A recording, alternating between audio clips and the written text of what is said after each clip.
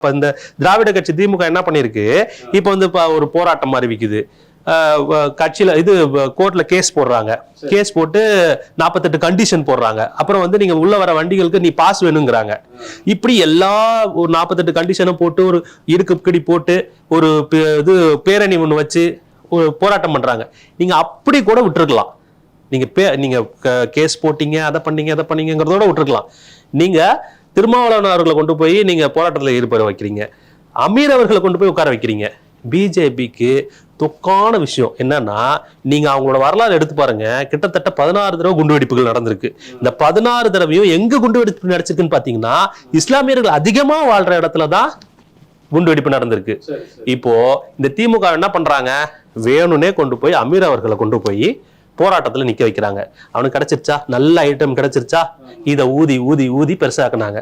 திருமாவளவன் அவர் எதர்ச்சியா அவர் நெத்தியில வச்சு இந்த திருநூரை அழிக்கிறாரு. எதர்ச்சியா அவர் வந்து அதாவது போட்டோ எடுக்கிறாங்க, போட்டோல வந்து இந்த திருநூறு இல்லாம இருக்கணுங்கிறது ஒரு அவரோட கொள்கை. இதுல பாத்தீங்கன்னா அவரோட கொள்கையில எடுத்து பாத்தீங்கன்னா அது செஞ்சது நியாயமா இருக்கும். பின்னாடி ரெக்கார்ட் ஆயிட்டு இருந்தது யாரும் தெரியாது. திருமாவளவனை நம்ம நாத்திகவாதின்னு சொல்ல முடியாது. அவர் குலதெய்வ வழிபாட்டுக்குரியவராச்சு. ஊருக்கு போனா குலதெய்வத்தை வழிபட்டு தான் வராரு ஒவ்வொரு தேர்தலும். அவரோட நிலைப்பாடு ரொம்ப சிம்பிளுங்க. நான் வந்து கடவுளை வந்து இல்லைன்னு சொல்லல. என்னோட கும்புறவங்க நான் போகாதன்னு சொல்ல மாட்டேன். அவங்க கும்புறவங்க கும்பிட்டுக்கிட்டோம்.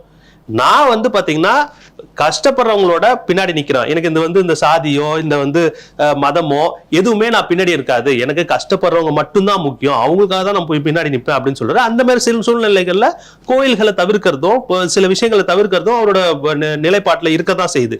அவரோட வரலாறு நீங்க எடுத்து பாருங்க, நெடுங்க வரலாறு எடுத்து பாத்தீங்கன்னா இதே கோட்பாடுகளோட செயல்பட்டு இருக்கிறாரு. இப்போ எதர்ச்சியா ஒரு நடந்ததை இவங்க ஊதி பெருசாக்கிட்டாங்க.